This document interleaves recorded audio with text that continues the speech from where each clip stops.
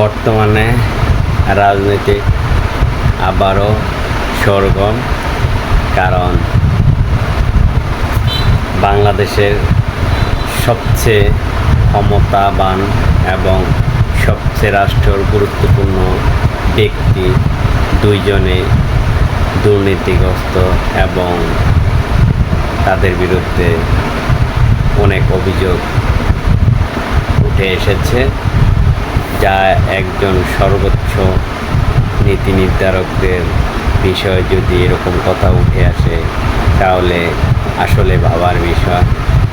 বিশেষ করে সেনাপ্রধান সাবেক আজিজ আহমেদের বিরুদ্ধে অনেক সমস্যার মানুষ উঠিয়ে ধরেছে এবং তার দুর্নীতির কথাও দুদক তদন্ত করবে বলে সিদ্ধান্ত নিয়েছে। এদিকে তো ব্যানার্জি সাহেব সাবেক আইজিবি, পুলিশের মহাপরিদর্শক ছিলেন, তার তো অগণিত জিনিস অলরেডি বের হয়ে আসছে এবং উনি সম্ভবত সিঙ্গাপুর অথবা দুবাই পালিয়ে গেছে বলে ধারণা করা হচ্ছে, কারণ ওনাকে সাংবাদিকরা নাকি পাচ্ছে না ওনার বাসায়। তাই এরকম হলে বিচার করে লাভ হবে। তারা যদি দেশের বাইরে চলে যায় তাহলে কার বিরুদ্ধে বিচার করবে? সরকারি ওই টাকাগুলো নষ্ট করে লাভ। আমার ব্যক্তিগত মতামত ছিল, যখন এই দুইজনের নামে অভিযোগ এসেছে, তাৎক্ষণিক তাদের বিদেশে যাওয়াটা বন্ধ করার দরকার ছিল এবং অ্যাকাউন্ট যেগুলো বন্ধ করেছে সেগুলোর থেকেও জরুরি ছিল ওনার বাইরে যাওয়ার বিষয়টা যদি দুদক একটু খেয়াল করতেন তাহলে হয়তোবা সর্বোপরি ভালো হতো। তো ব্যানার্জি আহমেদ প্লাস আজিজ আহমেদ দুইজনে আমাদের দেশটাকে লুটেপুটে খেলো। তো দুইজনে খেয়েছে না আরও রাখবোয়াল আছে? আমার তো মনে হয় বর্তমানে এই 15 থেকে 16 বছরের রাজত্বে সবাই এমন খাওয়া খেয়েছে যা আর পেটে জায়গা হয় না, বমি করে দেওয়ার মতো। তো যাই হোক, সর্বোপরি বাংলাদেশ এভাবে চলতে থাকলে আমাদের দেশ কখনোই উন্নত হবে না। যতই বড় বড় কথা বলে, কাজ করে ইহুদি নাসারার মতো। আল্লাহ তাদেরকে হেদায়েত দেয়, এছাড়া তো আর কিছুই বলার নাই। কারণ বর্তমানে যে শুরু হয়েছে, যে জিনিসগুলো আমরা পাচ্ছি, প্রত্যেকটা জিনিসেই খুব খারাপ লাগে যে এত টাকা কোথায় পায় তারা। মানুষ খেতে পাচ্ছে না আর ওরা একজন এত টাকার মালিক হয়ে যায়। সাধারণ একটা ছাত্রলীগের নেতা, সেও অনেক টাকার মালিক হয়ে যায়। কীভাবে মালিক হয়ে যায়? সরকার এটা তদন্ত করতে পারে না। আসালামের বিষয় ঠান্ডা হয়ে গেছে, অনেক অনেক বিষয়ে সরকার দেখেও না দেখার মতো ভান করে। তো সরকারের সুদয় বুদ্ধির উদয় হোক, সেটাই আমরা কামনা করি। কারণ সরকারের চেয়ারে বসে পাবলিকের চিন্তা না করে শুধু নিজেদের চিন্তা করলে হবে না, পাবলিকের চিন্তাও করতে হবে। ধন্যবাদ। আপনার এমপিদের হয় না, আপনার মন্ত্রীদের হয় না, কারণ আপনি কখনো ট্রেনের খবর নিয়েছেন? অনলাইনে নাকি টিকিট করা যায়, কিন্তু ট্রেনের টিকিট আগেই ব্লক হয়ে যায়। এটা কি ওবায়দুল কাদের সাহেব জানেন? ট্রেন তো সরকারের নিয়ন্ত্রণে। তো ওই ট্রেনের টিকিট ব্লক হয় কি করে? ওই টিকিট চলে যায় এমপির আত্মীয় স্বজনদের কাছে, ওই টিকিট চলে যায় মন্ত্রীদের আত্মীয় স্বজনদের কাছে, তারা পেয়ে যায়। সাধারণ মানুষ সারাদিন রেলওয়ে স্টেশনগুলোতে লাইন ধরে থাকে, দাঁড়িয়ে থাকে, টিকিট পায় না। আপনি কি ওবায়দুল কাদের সাহেব জানেন? এই যে বাস, এই বাস তো হচ্ছে প্রাইভেট ট্রান্সপোর্ট, বিআরটিসি হচ্ছে সরকারি ট্রান্সপোর্ট, সব ট্রান্সপোর্ট। আপনি জানেন যে এই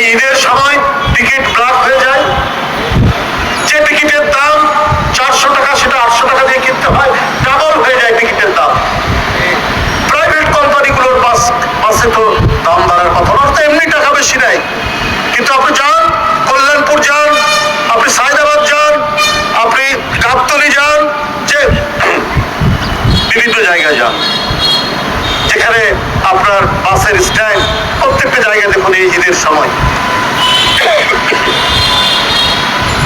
আপনার বাড়িতে যাওয়ার জন্য মানুষ উন্মুখ হয়ে আছে। টিকিটের দাম ডাবল, 3 ডাবল। কই আপনার সরকার, বিএনপির লোক যারা আন্দোলনের ডাক দেয়, কর্মসূচি পালন করে, মিছিল করে, তাদের যদি বাবা যদি কবরে মারা যায়, সেই লাশের নামেও আপনারা মামলা দিতে দ্বিধা করেন না। বিএনপির নেতা কর্মী যদি বাস ছাড়ে, বনে জঙ্গলে থাকে, তাকে গ্রেফতার করতেও আপনারা দ্বিধা করেন না, গ্রেফতার করে নিয়ে যান, তাদেরকে খুঁজে পান। কই এই সমস্ত ব্ল্যাক মার্কেটার, এই সমস্ত মাফিয়া, এদেরকে খুঁজে পান না? আপনাদের সময় দৃষ্টান্ত হয়েছে, যেটা অবাক করা কাণ্ড, যে সেনাবাহিনীর প্রধান, পুলিশের প্রধান, তারাও যে এমন মাফিয়া তন্ত্রের সাথে যুক্ত, এটা জনগণ কিছুটা জানলেও এত ডিটেলস জানতো না। এরা দমন করেছে আন্দোলন, এরা প্রকাশ্য হুমকি দিয়ে, হত্যার হুমকি দিয়েছে আইজি সাহেব, তৎকালীন আইজি সাহেব। কিন্তু এরা যে নিজেরাও যে এত বিত্ত বৈভবের মালিক, কেউ বলতেছে দুবাই চলে গেছে, কেউ এইটা জনগণ আরো বেশি করে জানছে। আমরা আগে বলেছি যে কেন তাদেরকে এই সুযোগ দেওয়া হয়েছে, কারণ ওরাই তো বিএনপির মিছিল, বিএনপির কর্মসূচি, আন্দোলনকামী মানুষের যে কোনো ধরনের সমাবেশ, তারা অত্যন্ত নির্দয়ভাবে, নির্মমভাবে সেগুলোকে দমন করেছে। এর প্রাইজ হিসাবে, এর পুরস্কার হিসাবে শেখ হাসিনা একের পর এক প্রমোশন দিয়েছেন। পুলিশ কমিশনার, এসপি থেকে পুলিশ কমিশনার, পুলিশ কমিশনার থেকে আইজি করেছেন বেনজির সাহেবকে। আর উনি যে সমস্ত অপকর্ম করেছেন, শেখ হাসিনা দেখেও না দেখার ভান করেছেন, কারণ তিনি তো অবৈধ। তিনি অবৈধ প্রধানমন্ত্রী থাকার জন্য এই সমস্ত লোকরা অত্যন্ত নিবেদিত প্রাণ হয়ে কাজ করেছে। নিবেদিত প্রাণ হয়ে কাজ করার জন্য তাদেরকে পুরস্কৃত করা হয়েছে। সেটি হলো যে তার যে সাস্টেনেবল, যেটাকে বলা হয় ইংরেজিতে, বাংলার যে টেকসই যে উন্নয়ন, অর্থাৎ আমাদের যে সম্পদ, আমাদের যে আর্থিক সক্ষমতা, এর সাথে এবং পরিবেশের সাথে সম্পর্কিত হয়ে যে উন্নয়ন, সেই উন্নয়ন যে ধারাটা তিনি তৈরি করেছিলেন, সে ধারাটি তো রাখেনি এই দামি সরকার, তখনকার সরকার। আজকে এই দেশটিকে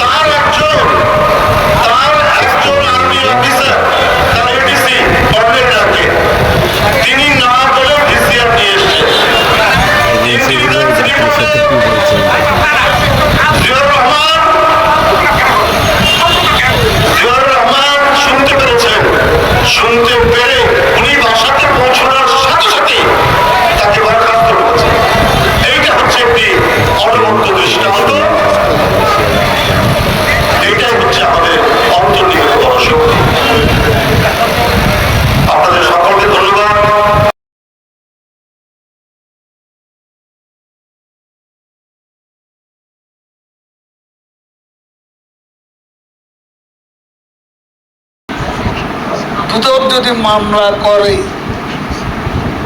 তো মামলা করার পরে তো আদালত ঠিক করবে তাকে গ্রেপ্তার করবে, কখন করবে, জেলে পাঠাবে, কিন্তু প্রক্রিয়ার মধ্যে দিয়ে হবে।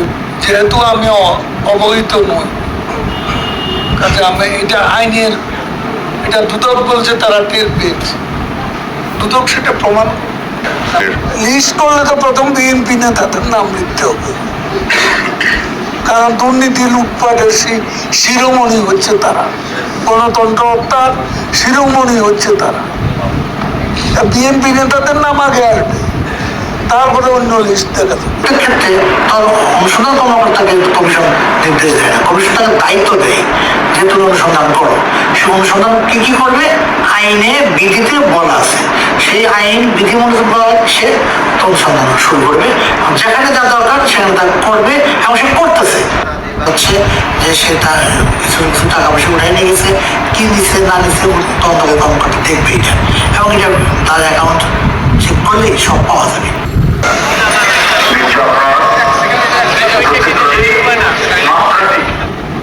আর এই আকাশে চোখ যারা মদত দিচ্ছে দেশের স্বাধীনতার সার্বভৌমত্ব ভুলণ্ঠিত করতে, জাতীয় স্বার্থকে নির্বাচিত করতে, বঞ্চিত এবং প্রতারণা করতে যারা আজকে শুধু ক্ষমতায় থাকা একটি ঐতিহাসিক মনোবৃত্ত নিয়ে আছে, তারাই প্রতিবাদের কণ্ঠগুলি রোধ করে।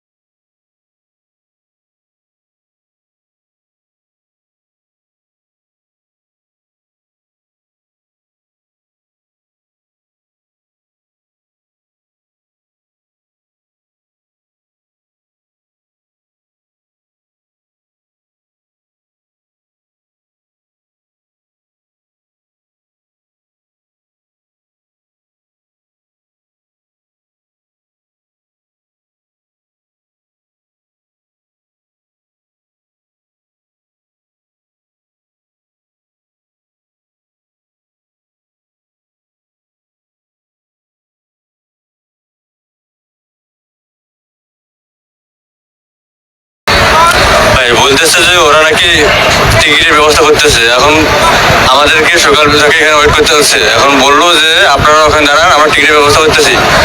এখন আধা ঘন্টা 1 ঘন্টা আগে বলতেছে যে আজকে কোনো টিকিট নেই।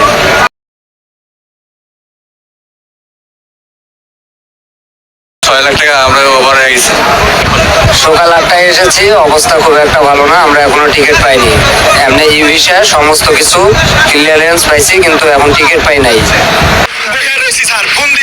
প্রতি মিনিটে মিনিটে না, প্রতি সেকেন্ডে সেকেন্ডে প্লেনের টিকিট দিচ্ছে।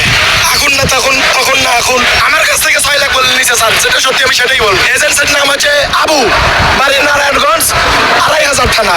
গ্রিনল্যান্ড ওভারসিজ, এটা হচ্ছে আমরা যেখানে ফিঙ্গার করছি, আর ওর মেন অফিসটা হচ্ছে ওই নারায়ণগঞ্জ।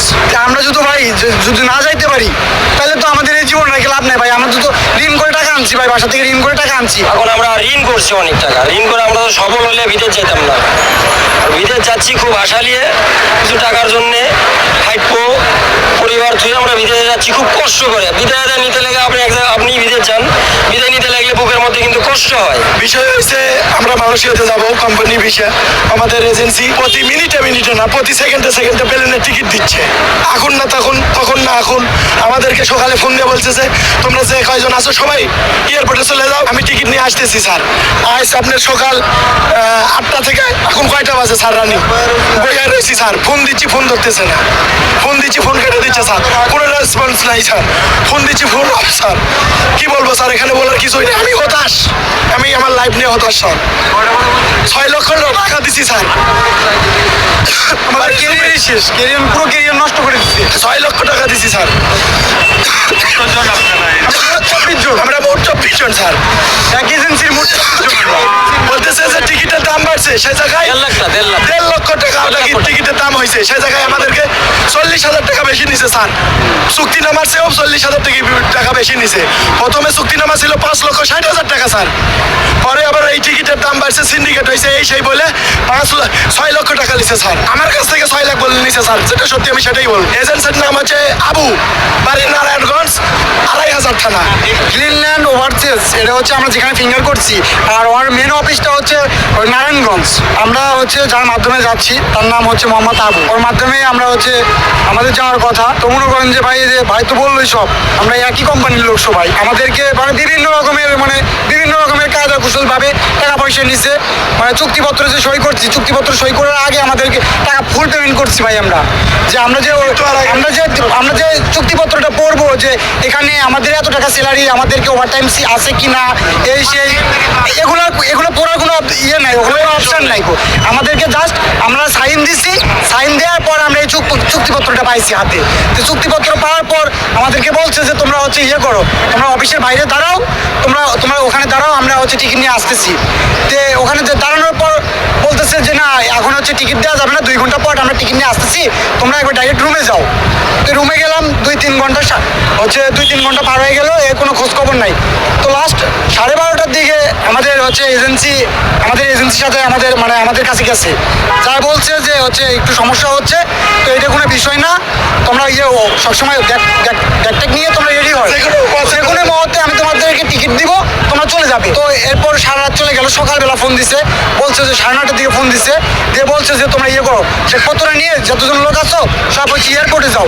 আমরা এয়ারপোর্টে আসছি, বলছে এয়ারপোর্টে যাও, এয়ারপোর্টে গেলে আমি আসতেছি, তোমাদের টিকিট নিয়ে আসতেছি। তো এয়ারপোর্টে আসার পর ভাই আমরা 2 ঘন্টা 2.5 ঘন্টা পর ওর সাথে কন্ট্যাক্ট করতে চাচ্ছি, ও কন্ট্যাক্ট পাচ্ছি না। পরে 2 ঘন্টা পর কথা হইতেছে যে আগেকার হচ্ছে 24 জন লোকের মধ্যে আমাদের 9 জনের টিকিট বলে কনফার্ম হয়েছিল, তো ওইটাও নাকি ক্যান্সেল হয়ে গেছে। তো ওইটা ক্যান্সেল হয়ে যাওয়ার পর হচ্ছে বিকেল 5টায় একটা ইয়ে আছে, স্পেশালি বলে একটা ফ্লাইট আছে। তো এখানে আমাদেরকে সবার হচ্ছে আর কি যাওয়ার টিকিটটা দিবে এখানে। তো এই বলে ও ফোন কাইটে দিছে। পরে দেওয়ার পরে এই হচ্ছে 12:30টায় একটার দিকে টোটালি ফোনই অফ হয় ভাই, ওর সাথে কোনো কন্ট্যাক্ট করতে পারতেছি না আমরা। তাহলে ভাই আমাদের এই কন্ট্যাক্ট করতে পারতেছি না, এই যে এখন না আসে, এখন এই সে, আমরা ভাই আমাদের পুরো কেরিয়ার নষ্ট ভাই। আমরা তো আজকে এই 31 তারিখ, আজকে রাত 12টার মধ্যে যদি না যেতে পারি, তাহলে তো আমরা মালয়েশিয়া যেতে পারবো না ভাই। তাহলে যে এতগুলো টাকা দিচ্ছি ভাই, ঋণ করে না, এতগুলো টাকা দিচ্ছি, টিকিট পাই নাই, জমি বিক্রি করছি ভাই। আমরা যদি না যাইতে পারি, তাহলে তো আমাদের এই জীবন রেখে লাভ নেই ভাই। আমরা তো ঋণ করে টাকা আনছি ভাই, বাসা থেকে ঋণ করে টাকা আনছি, এই টাকার জন্যই ভাই দেশের বাইরে যাচ্ছি। সব একই এজেন্সি, একই কোম্পানি, সবাইকে একই ডেট দিচ্ছে, কিন্তু কথার কাজে মিল নাই ভাই, কোনো মিল নাই ভাই। কাজ সব ওকে হওয়ার পর, আমার সব কিছু হওয়ার পর, ফিঙ্গার যাবতীয় যায় ডিটেলস করার পর, এই করো ঢাকায় আসো, আমার তাহলে টিকিটটা দেন। আমরা ওখান থেকে বললাম টিকিট তো আগে কনফার্ম করে দেন, করছে না তোমরা ঢাকায় আসো, ওটি আমরা 2 দিনের মধ্যে টিকিট করে ফেলাবো। আমরা ঢাকায় চলে আসছি, সুবিধা আদায় নিয়ে পরিবার থেকে আমরা আসছি 3 দিন হচ্ছে কত। আসার পর আমার হচ্ছে কাল দিব, পরশু দিব, 30 তারিখে দিব, 31 তারিখে সকালে দিব, এই 21 তারিখে সকালে দিব। তারপরে হচ্ছে যে না হয় নাই, 11 জনের হয়েছে, ওটাও ক্যান্সেল করে আবার বাদ বাকি একসাথে করব করে এই 1:20 আমার ফ্লাইটের কথা ছিল, এটার কথা বলে ফোনে বলছে যে তোমরা একটু বাইরে আসো, এটা হয়নি, নিচে ব্যাগটা নিয়ে যেতে বললো। তো আমরা ব্যাগ এখানে রেখে নিচে গেলাম, যা ফোনে কন্ট্যাক্ট করলো আমার দালাল, কন্ট্যাক্ট করে বললো যে হবে না, আমরা পারি নাই। পারেন না, তাহলে কি করবো? বলছে তোমরা হোটেলে চলে যাও, আজকে থাকো, আমরা বিকেল 5টায় তোমার আমরা ডিটেলস জানাবো যে কি হবে। এখন আমরা ঋণ করছি অনেক টাকা, ঋণ করে আমরা তো সফল হলে বিদেশ যেতাম না। বিদেশ যাচ্ছি খুব আশা নিয়ে, কিছু টাকার জন্যে। বর্তমানে মালয়েশিয়ায় যারা এতগুলা টাকা দিয়েছে এবং তাদের যেই করুণ অবস্থা করে দিয়েছে, সেই এজেন্সিকে সরকার যেভাবে হোক, যদি তারা প্রতারণা করে থাকে তাহলে তাদেরকে অ্যারেস্ট করার জন্য, আর যদি বিমানের টিকিট বা অন্য কোনো কারণে যদি জিনিসটা হয়ে থাকে তাহলে সরকার আন্তরিকভাবে দেখার জন্য আমি বিশেষভাবে অনুরোধ জানাচ্ছি। এই যে কতগুলো লোক মালয়েশিয়ায় লাস্ট ডেট ছিল 31 তারিখ, তাদের এই আত্মনাদ শুনে আসলে যে কারোই কষ্ট লাগবে, কারণ মালয়েশিয়ার মতো দেশে যাওয়ার জন্য প্রায় 6 লক্ষ টাকা এই এজেন্সিকে দিয়েছে। তারপরেও যদি ওরা না যেতে পারে এবং টাকাগুলা চলে যায় তাদের, তাহলে তারা কি করবে? বাংলাদেশে এমনি দ্রব্যমূল্য থেকে শুরু করে বিভিন্ন রাজনীতি অস্থিরতা চলতেছে, এরই মাঝে তারা এতগুলো টাকা হারিয়ে ফেলাটা চারটাখানি কথা নয়। তাই সরকার অবশ্যই প্রবাসীদের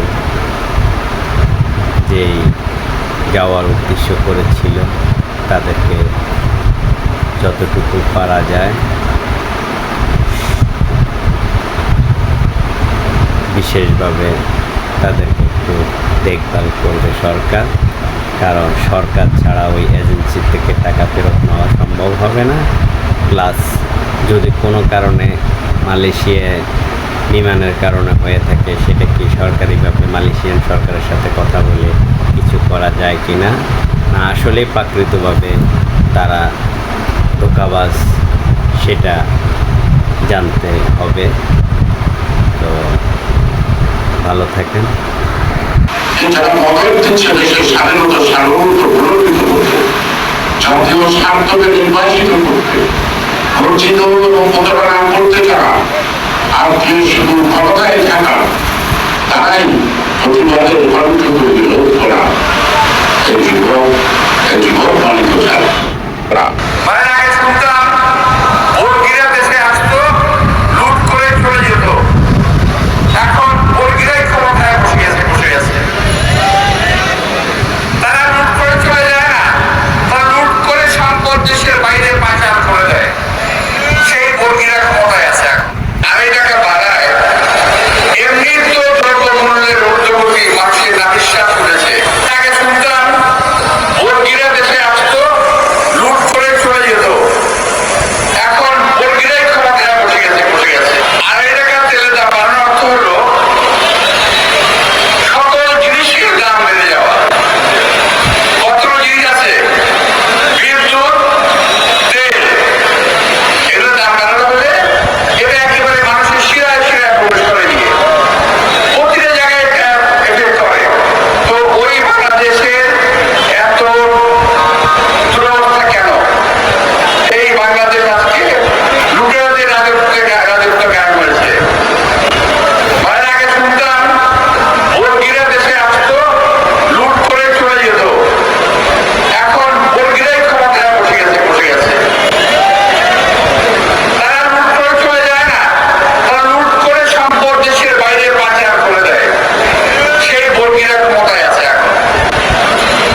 ভাইরা, আজকে এতদিন পরেও যারা একসময় বলেছিল শহীদ রাষ্ট্রপতি জিয়া রহমান নাই, বিএনপিও নাই, যারা ভাবে বিএনপি নাই কিংবা থাকবে না, তাদের মুখে ছাই দিয়ে বিএনপি আল্লাহর রহমতের দিকে আছে এবং বিএনপি দিকে থাকবে আজীবন। বিএনপি মানুষের মননের মগজে দিকে আছে, দিকে থাকবে এবং ইনশাআল্লাহ এই দেশকে সকল রকম বাধা মুসিবত বিপদ থেকে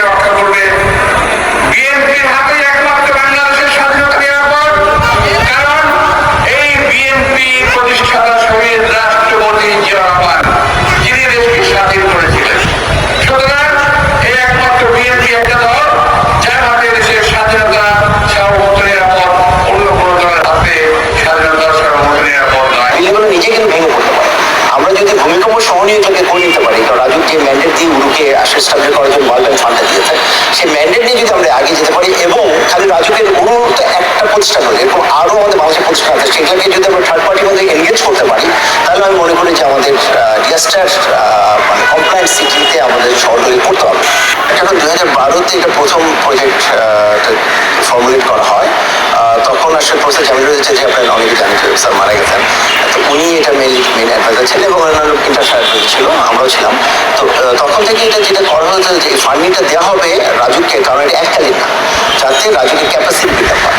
তো তখন বিশ্বব্যাংক এবং অন্যান্য যারা এটা অ্যাডভাইজার তারা চিন্তা করলেন যে আসলে আমাদের এইচবিআর হাজবেন্ড ইনস্টিটিউটে আমাদের সঙ্গে একটা এক্সাম্পল আছে, এটা হচ্ছে ওয়ার্ডস ইনস্টিটিউটে। ঠিক একই রকম আরআরআই একটা ইনস্টিটিউট আছে, রিভার ইনস্টিটিউট, যেটা হচ্ছে মিনিস্ট্রি অফ ওয়াটার। এগুলো কিন্তু অথবা ইনস্টিটিউটে পরিণত হচ্ছে, এদের প্রচুর রিকমেন্ড দেওয়া হচ্ছে, কিন্তু ওই বললাম ইনসেন্টিভ না থাকাতে এগুলো কোনটাই কিন্তু স্বার্থভাবে কাজ করে। তো আবার দেখেন আরো দুটি ইনস্টিটিউট আছে, যেটা হচ্ছে সিজিএস আর এটা হচ্ছে IWM, ministry of water body. এই দুটো হচ্ছে ওয়াটার ইনস্টিটিউট, এগুলো ইনস্টিটিউট বাট এগুলো সরকারি ইনস্টিটিউট না, এগুলো হচ্ছে আপনি বলতে পারেন অটোনোমাস বডি, যেগুলো কিন্তু কনসালটেন্সি করতে হবে, নিজের আয় নিজে করবে।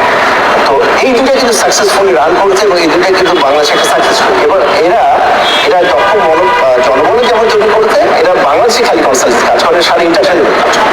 এটা আমরা মনে করি যারা এগুলোর সাথে এসে জনগণ, তারা মনে করি যে একদম সরকারের হাতে যদি আবার আমলাতান্ত্রিক একটা যদি একটা আমলার আন্ডার যদি প্রতিষ্ঠান তৈরি করি, সেখানে আসলে ওটা ফল দিবে না, কারণ টেকনিক্যাল যে নোহাও এবং যে স্বাধীনতা দরকার।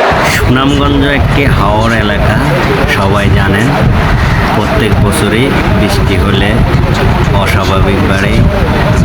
অস্বাভাবিকভাবেই পানি বেড়ে যায়, কিন্তু এবার অন্যরকম।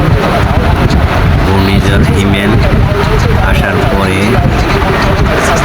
সুনামগঞ্জের অবস্থা খুবই শোচনীয়, যা দেখে বোঝা যাচ্ছে প্রত্যেকবারের তুলনায় এবার সুনামগঞ্জে ক্ষতি সাধন হচ্ছে। হয়তো বা এক সময় সুনামগঞ্জ পানিতে ডুবে যাবে। সেগুলো চেক করা সক্ষম হবে, মাটি চেক করা সক্ষম হবে, ওইভাবে ইকুইপমেন্টগুলো পারচেস করা হয়েছে এবং ওদের আন্ডারে প্রায় 45 জন ইঞ্জিনিয়ার নিয়োগ দেওয়া হয়েছে, যারা কিন্তু গত 5 বছর থেকে ট্রেন না। দেখা যাচ্ছে যে ওই ইনস্টিটিউটটা যদি এই সরকারি মডেলিটি নিতে হয়, যেই প্রোটোকল সরকারকে সময় লাগবে, কারণ আপনার সুনামগঞ্জ নিয়ে প্রশাসনিকভাবে অনেক কিছুই বলা হচ্ছে, হয়তো বা এবার প্রশাসনিকভাবে টনক নড়বে যদি কিছু করা যায়। সুনামগঞ্জে আসলে খুবই ভয়াবহ অবস্থা, প্রত্যেক বছরের ন্যায় এবারও হচ্ছে। দেখা যাক প্রশাসন করে, তাহলে আমাদের রাজুকের লাভ হবে। এবং রাজুকের একটা ব্যাড এক্সপিরিয়েন্স হচ্ছে র্যাঙ্কস বিল্ডিং যখন ভাঙা হয়, তখন এরপর 2 কোটি টাকার একটি ইকুইপমেন্ট হচ্ছে একটা মানে রড কাটার জন্য। আপনি জানেন র্যাঙ্কস বিল্ডিং 16 টাকা দিয়েছিল। সুনামগঞ্জ আসরে বিরল পানি। সুনামগঞ্জ খুবই নাম করা একটা হাওর এবং এখানে প্রচুর ধান হয়। প্রায় 150 কোটি টাকার ইকুইপমেন্ট, এটা কিন্তু তাদের প্রত্যেকের লোককে ট্রেনিং দেওয়া হচ্ছে কোথায় ইকুইপমেন্ট ব্যবহার করা হবে। তার মানে ওই এই লোকগুলোকে যদি না ধরে রাখা যায়, ওই ইকুইপমেন্টগুলো যদি ইমিডিয়েটলি চালু না করা হয় বা মানে ব্যবহার না করা হয়, এটা নষ্ট হবে। এই ধরনের ইকুইপমেন্ট বাংলাদেশেই প্রথম। এবং ইসরায়েলের ভয়াবহ চিত্র দেখেন, কীভাবে তারা ফিলিস্তিনিকে আক্রমণ করেছে। অনেকগুলো দেশ তাদেরকে স্বীকৃতি দেওয়ার পরও ইসরায়েল ফিলিস্তিনিকে এখনও নৃশংসভাবে আঘাত করে এবং তাদের অত্যাচারে ফিলিস্তিনিবাসী দেখতেছে। ম্যাথি মিলর বলেন, ইসরায়েলকে ধরার মতো এখনও সেরকম শক্ত কিছু আসে নাই। চিন্তা করেন, যুক্তরাষ্ট্রের কথা শুনলে মানুষ আসবে, আর কিভাবে মারলে যুক্তরাষ্ট্রের টনক নড়বে, এরা আসলেই ভালো জানে। প্রত্যেকটা কমপ্লায়েন্ট যখন প্রথম রান্না করাতে হয়, তখন আমরা দেখেছি এর 50% থেকে 60% বিল্ডিং নন কমপ্লায়েন্ট ছিল। মানে আমরা যখন কালার কোড দিয়ে বলছিলাম সবুজ বিল্ডিং কমপ্লায়েন্ট আর ইয়েলো, অরেঞ্জ, রেড এগুলো হচ্ছে খারাপ। তারপরে ওই 60% নন কমপ্লায়েন্ট থেকে এখন কিন্তু অলমোস্ট 90% কমপ্লায়েন্ট, আর 10% কাজ চলছে, 90% বিল্ডিং কমপ্লায়েন্ট হয়ে গেছে। তাহলে আমরা কেন পারবো না? আমরা যদি গার্মেন্টস সেক্টরে করে থাকতে পারি, আমরা অবশ্যই আমাদের বিল্ডিং পাবো, কিন্তু এটার জন্য স্ট্রং পলিটিক্যাল বিল দরকার। এবং যেরকম গ্যাসটারে এই বিল্ডিংগুলো যদি বিল্ডিংগুলো নিজে কিন্তু ভেঙে পড়তে পারে, আমরা যদি ভূমিকম্প সহনীয়তাকে করে নিতে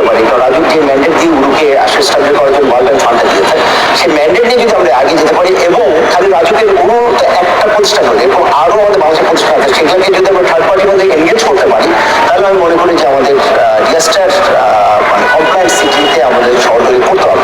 কারণ এই ম্যান্ডেটটা কিন্তু নট অনলি ফর রাজু, পুরো বাংলাদেশের সব জায়গায়, অর্থাৎ চিটাগাং, সিলেট, এখানে ভূমিকম্প সহনীয়তা আছে বা ফ্লাড, কারণ এটা খালি কিন্তু ভূমিকম্প সহনীয় কিনা বিল্ডিং সেটা নেই, এটা যেরকম যে কোনো ডিজাস্টারের জন্য বিল্ডিং সহনীয় কিন্তু সেটাতে রূপান্তর করতে পারবে। কিন্তু এটার জন্য গ্র্যাজুয়াল টাইম দিতে হবে, এবং আমরা যদি মনে করি যে কালকে এগুলো সম্ভব না, বাট আপনি দেখেন ফেব্রুয়ারি 6 যখন টার্কিশ ডিজাস্টারটা হলো দেখে, তখন দেখা গেল 50,000 বিল্ডিং, বাট ওই 50,000 বিল্ডিং কিন্তু টার্কির মেন ক্যাপিটাল না, ক্যাপিটাল থেকে অনেক দূরে। টার্কিশ ক্যাপিটালে আঙ্কারা ওখানে যদি করতো তাহলে বুঝতে হবে না, কারণ ওরা কিন্তু আমি যতদূর জানি টার্কি 10 বছর ধরে এই ধরনের ওয়ার্ল্ড ব্যাংকের ফিনান্সে একটা বিশাল প্রজেক্ট নিয়েছে এবং ওদের যত হসপিটাল, স্কুল বিল্ডিংকে মজবুতকরণ করছে। তো টার্কির মেন ক্যাপিটাল শহরে এই ধরনের দুর্যোগ হওয়া সম্ভব, যেহেতু অনেক দূরে হতে হবে, শহরটা হয়তো আওতায় ছিল, তো গ্র্যাজুয়াল করবে। তো ঢাকাতে আমরা কিন্তু ওইটা এখনো শুরু করতে পারি। ঢাকাতে যেখানে যদি শুরু করে আমরা নেক্সট 10 বছর পরে বলবো যে আমরা ওটা কি কমপ্লিট, তার মানে gradually short term long term planning মাত্র আপনাদের করতে হবে। এটা অফিসিয়ালি বলা আছে, কিন্তু সবাই তো ব্যবহার করছে, কারণ এখন রাজু যদি এটা করতে চায় রাজুকে ডিউ প্রসেসে যেতে হবে, অর্থাৎ থার্ড পার্টি নিয়োগ করে করতে হবে। কারণ রাজু যদি একটা মালিককে বলে যে তোমার অফিস সার্টিফিকেট চাচ্ছি, আমাকে অফিস সার্টিফিকেট দেখাও, সেটা দেয়নি। আর এটার জন্য যে প্রসেসটা, তার মানে প্রথমেই রাজু পেপারে একটা অ্যাড দিয়ে দিতে হবে যে প্রত্যেক ভবন ঢাকাতে প্রায় ধরেন এই ধরনের ভবন 5 লাখ টাকা, যেটা মানে বড় বিল্ডিং, আর একটা বিল্ডিং তো পরে হলে হবে। এই 5 বিল্ডিং করার জন্য ধরুন আমার 8টা জোনে আমি যদি 5টা থেকে 10টা করে কোম্পানি নিয়োগ করি, এবং আমরা পেপারে অ্যাড দিয়ে বলবো যে আমরা সরকার থেকে ইনভেস্টমেন্ট করা হচ্ছে এই 5টা 10টা কোম্পানি প্রতিজনে, এই কোম্পানিকে একটু ফিক্স রেট করে দিবে, কারণ নাহলে তার সিলিন্ডার করে দেওয়ার সুবিধা। এদের কাছে যে তুমি নেক্সট 6 মাস বা 1 বছরের মধ্যে তোমার যা যা করা বিলিং চেক করে তোমাদের কাগজপত্র জমা দাও, তারপর তোমাদের অফিস থাকবে, তাহলে একটা সরকার প্রসেস আসবে। যদি সরাসরি যে অথরিটি সরকার চিঠি দিয়ে দেয় যে মানে কি বলে অফিস সার্টিফিকেট শো করার জন্য মালিক কোথায় করবে, মালিকের জন্য ডকুমেন্টেশন, মালিক তো জানেন না, রাজু দেয় না, কারণ এটার জন্য যা প্রসেস দরকার, যে কাগজগুলো দরকার সেটা কার কাছে। তো আমার মনে হয় যে এই প্রসেসটি ইমিডিয়েটলি রাজু শুরু করার কথা, এবং রানা প্লাজার পর তৎকালীন যে রিয়াস্টার সেক্রেটারি ছিল শাহকামাল সাহেবের নাম বলতে রিটায়ার করে গেছে, অনেকে বারবার এটা বলেছিলাম ওপেন যে রানা প্লাজার পর আমাদের একটা ভিউ প্রসেসে ফলো করে গেছি, ইন্ডাস্ট্রি ইমপ্রুভ করছে। আপনারা রাজুকেও বলেন, কারণ রিয়াস্টার মিনিস্ট্রি কিন্তু কোঅর্ডিনেটর ফর হোল গভর্নমেন্ট, সে রাজুকে একটা ইনস্ট্রাকশন দিলে কিন্তু মিনিস্ট্রি টু মিনিস্ট্রি, তো এই জিনিসটা তখন মনে হবে। কিন্তু এখন মনে হয় রাইট টাইম যে আমরা ঢাকা শহরে বিল্ডিং, কারণ রিসেন্ট যে আমাদের এনাম সাহেব সদ্য যে মিনিস্টার ছিলেন, উনি কিন্তু বারবার বলেছেন যে বিল্ডিংকে চিহ্নিত করে, বিল্ডিং যদি মজবুতকরণ না করে মানুষকে বাঁচানো যাবে। কারণ এটা কেন উনি বলেছেন, কারণ উনি দেখেছেন যে ফেব্রুয়ারি 6 যে টার্কি আটকে করলো, বিল্ডিং চাপা পড়ে কিন্তু মানুষ মারা গেছে, অন্য করে কিন্তু মানুষ মারা গেছে। কারণ ভবন চিহ্নিতকরণ, ভবনকে কমপ্লায়েন্সে আনাটাই হচ্ছে আমাদের।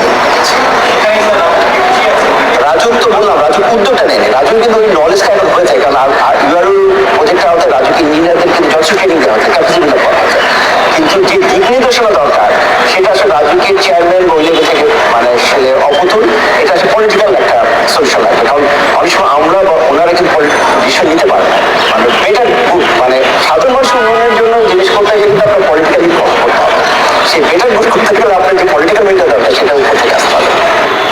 এই প্রকল্পের কাজ এই ডিসেম্বরে সমাপ্তি হবে, এর মধ্যে বিভিন্ন কিছু রিপোর্ট তৈরি হয়েছে। এই প্রকল্পের একটা কম্পোনেন্ট ছিল যে প্রকল্প যদি শেষ হয় তাহলে সমগ্র ঢাকা শহর না সমগ্র বাংলাদেশ যাতে একটা রিজিনাল কমিউনিটি তৈরি করতে পারি, এবং ভবন যেসব বিদ্যমান হয়েছে বা হয়েছে বিভিন্ন দুর্যোগে তারা যাতে টেকনিক্যাল সাপোর্ট দিতে পারে, সেই বিষয়ে একটা ইনস্টিটিউট তোলার জন্য, আরবান রিজিনাল ইনস্টিটিউট তৈরি করার জন্য সেটা একটা সুপারিশ রয়েছে। ইতিমধ্যে তার একটা সুপারিশের একটা কাঠামো এবং তারা কিভাবে পরিচালিত হবে তার একটা খসড়া করেছেন, আমাদের গৃহায়ণ গণপূর্ত মন্ত্রণালয়ে উপস্থাপন করা হয়েছে। এটা গৃহায়ণ গণপূর্তনের অধীনেই একটা সংস্থা, যেটা আরবান রেজিলেন্স একটা ইনস্টিটিউট তৈরি হবে, সেই ইনস্টিটিউটের অধীনেই এটা পরিচালিত হবে, এবং অ্যাট দ্য সেম টাইম এই ইনস্টিটিউটের কাজটা হবে সমগ্র বাংলাদেশে সেটা নিয়ন্ত্রণ করা বা তাদের কোনো কারিগরি ভাবে কাউকে সাপোর্ট দেওয়া, বা কোনো ভবন থাকলে তার বিদ্যমান ভবন থাকলে তার ফিজিক্যাল ইন্সপেকশন করে তার ডিটেল ইঞ্জিনিয়ারিং অ্যাসেসমেন্ট তৈরি করে দেওয়া, বা রেট্রোফিটিং প্রয়োজন হলে কি পরিমাণ রেট্রোফিটিং করতে হবে সে বিষয়ে নির্দেশনা দেওয়া। আর অ্যাট দ্য সেম টাইম রাজধানী উন্নয়ন কর্তৃপক্ষ তার রেগুলার অন্যান্য সেকশনের পাশাপাশি আমরা একটা আরবান রেজিলেন্স একটা ইউনিট করবো, যে ইউনিটের মাধ্যমে তারা শুধু ঢাকা মেট্রোপলিটন রিজনে এই কাজটা নিয়ন্ত্রণ করবে। এই দুটি সিদ্ধান্ত ইতিমধ্যে হয়েছে এবং সে লক্ষ্যে কার্যক্রম পরিচালিত আছে। মানে দেশের জন্য সবকিছু মিলে ভালোর জন্যই আপনারা করছেন, যাতে করে ভবিষ্যৎ ভালো হয়। এটা তো বাংলাদেশ একটা দুর্যোগ প্রবণ এলাকা, বিশেষ করে আর্থকোয়েকের জন্য। নর্মালি আমাদের অতীত যদি আমরা দেখি যে প্রায় 100 বছর ইন্টারভেলে এই দেশে একটা বড় ধরনের দুর্যোগ, বিশেষ করে আর্থকোয়েকের একটা ক্যাজুয়ালিটিসের মতো হয়েছে। তা আমরা ইতিমধ্যেই 100 বছর অতিক্রান্ত হয়েছে এবং রিসেন্টলি আমরা দেখছি যে অনেকগুলি শকিং আমরা অনুভূত হচ্ছি। সো যে কোনো দুর্যোগ হওয়ার আগে আমাদের দরকার হলো, দুর্যোগ তো আমরা প্রোটেক্ট করতে পারবো না, আমাদের দায়িত্ব হলো আমাদের লস এবং লাইভলিহুডের যাতে কম ক্ষতি হয় এবং মানুষ যাতে তার কম এখানে আর্থিক এবং প্রাণঘাতী কম ঘটে, সেজন্য আমাদের প্রস্তুত থাকা। তা আমাদের এই ইনস্টিটিউটের মূল উদ্দেশ্য হলো সেই আর্থিক লস এবং প্রিপেয়ারনেস আর কি, মানুষকে সচেতন করা এবং দুর্যোগ সহনে ভবনদেরকে যাতে ভবিষ্যতে দুর্যোগ আসলে সেখানে প্রাণঘাতী কম ঘটে সে বিষয়ে প্রস্তুতি থাকা। সেখানে অনেক ধরনের এই প্রথম বাংলাদেশে অনেক ধরনের যন্ত্রপাতিও সেখানে ব্যবহার হবে, যেগুলো আমরা এর আগে পাইনি। এটা আমাদের অনেক টেকনিক্যাল যন্ত্রপাতি রয়েছে, যেটা আমাদের অনেক বিশেষায়িত প্রতিষ্ঠানও নাই। সেই কারিগরি জনবলতে যদি হয় তাহলে টেকনিক্যাল সাপোর্ট এখানে আমাদের দিতে পারবে। তৈরি করেছেন এর জন্য আমাদের এটা মহাখালীতে আমাদের একটা ইনস্টিটিউট রাজধানী উন্নয়ন কর্তৃপক্ষের অধীনে একটা 10তলা ভবন তৈরি হয়েছে, সেখানে একটা ল্যাব তৈরি হবে। এই ল্যাবের মাধ্যমে সেখানে আমাদের রিসার্চ ইনস্টিটিউট থাকবে এবং কারিগরি জনবল থাকবে। যখন যে প্রতিষ্ঠান সেখানে সাহায্য রাজধানী উন্নয়ন কর্তৃপক্ষের কাছে যাবে, রাজধানী উন্নয়ন কর্তৃপক্ষ তাদেরকে টেকনিক্যাল সাপোর্ট করে দিতে পারবে। ফিলিস্তিনের পক্ষে অবস্থান নিয়েছেন, কিন্তু জনমনে মিশ্র প্রতিক্রিয়া রয়েছে কি কারণে এই ই পাসপোর্ট চালু হওয়ার সময় থেকে পাসপোর্ট এক্সেপ্ট ইসরায়েল শব্দটি বাদ দেওয়া হলো? আগে বাংলাদেশের পাসপোর্টে লেখা ছিল, হ্যাঁ সেটা আমি ইতিমধ্যেই বলেছি যে আগে আমাদের এইটা একটা ব্যতিক্রম অবস্থা ছিল, যে আমাদের আগে লিখছিল passport is valid for all countries except Israel and South Africa, Rhodesia. তো আমরা পরবর্তীতে সাউথ আফ্রিকা স্বাধীন হওয়ার পরে ওটা ডিলিট করি, আর এই গত বছরে না এর আগের বছরে ইসরায়েলটা ডিলিট হয়েছে। সেটা আমি বললাম যে আমাদের এটা খুব দুঃখজনক, একটা জার্মান কোম্পানি আমাদের ই পাসপোর্ট তৈরি করে, তারা পয়সা বাঁচানোর জন্য নাকি এটা এই এক লাইন বাদ দিয়েছে, কিন্তু আনফর্চুনেটলি আমাদের তারা কনসাল্টই করেনি।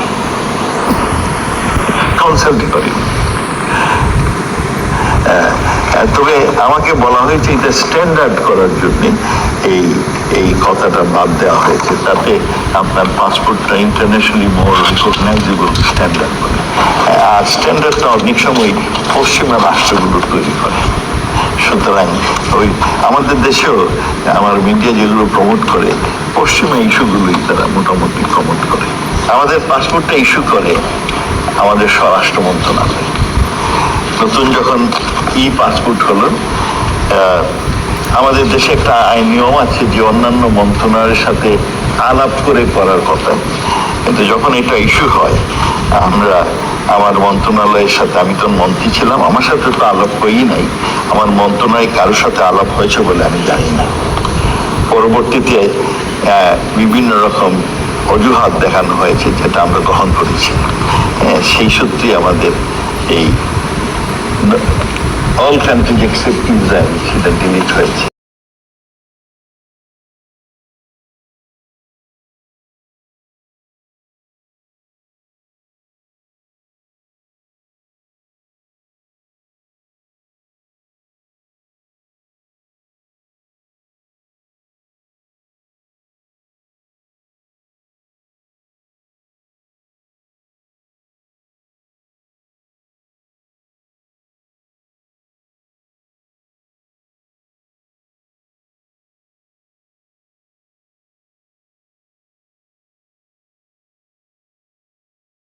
আরে আরো বৃষ্টি হইতাছে। পানির সম্ভাবনা আছে আমার নামলে সুনামগঞ্জে শহরে পানি উঠতে পারে। বড় আতঙ্কের মধ্যে আছি যে পানি বাড়ে অবশ্য আর কিছু পারলে আমরা ঘর ধরে উঠবো, বড় বিপদে আছি পানি নিয়ে। সরকার যদি আগাম উদ্যোগ নিয়ে রাখে হয়তো নিচু এলাকার মানুষ বাঁচার চেষ্টা করবো বা বাঁচতে পারবো।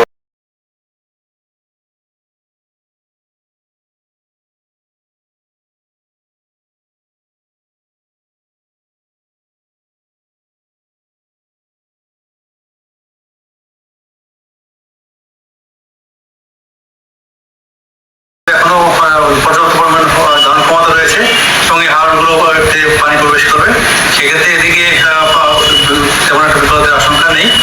তবে উজানে কিছু কিছু জায়গায় নদী ওভারফ্লাড হয়ে কোনো কোনো জায়গায় বন্য পরিস্থিতির মধ্যে সৃষ্টি হতে পারে।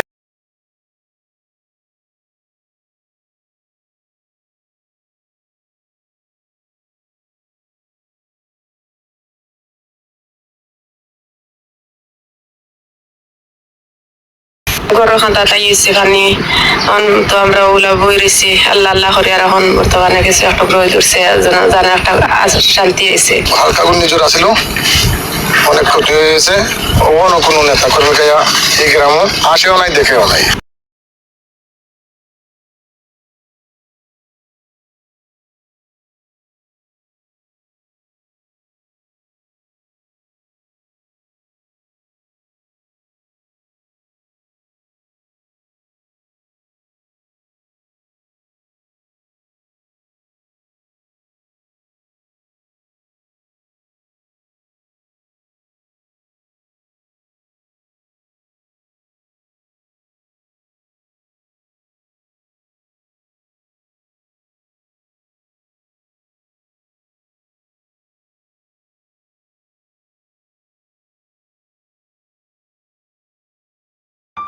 Subscribe with share and like. Press the bell icon. Thank you.